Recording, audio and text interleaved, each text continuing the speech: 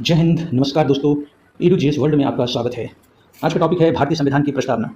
नेहरू द्वारा प्रस्तुत उद्देश्य प्रस्ताव के आदर्श को ही संविधान की उद्देशिका में शामिल किया गया, यानी प्रस्तावना में शामिल किया गया। संविधान की प्रस्तावना का विचार अमेरिका से लिया गया है, जबकि प्रस्तावना की भाषा जो है ऑस्ट्रेलिया के संविधान से लिया गया है।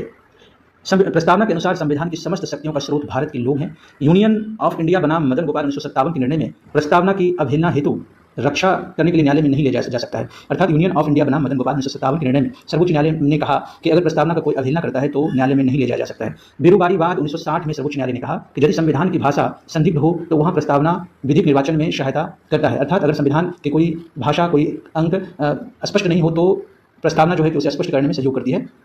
बेरोजगारीवाद में ही माना गया कि संविधान जो प्रस्तावना जो है वो संविधान का अंग नहीं है, अतः विधायिका प्रस्तावना में संशोधन नहीं कर सकती है।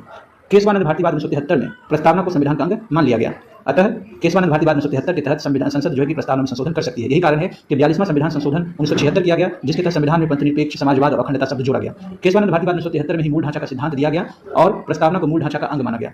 प्रस्तावना में 3 प्रकार के न्याय है: सामाजिक, आर्थिक, राजनीतिक। और प्रस्तावना में 5 प्रकार की स्वतंत्रता की बात की गई है: विचार, अभिव्यक्ति, विश्वास, धर्म और उपासना की।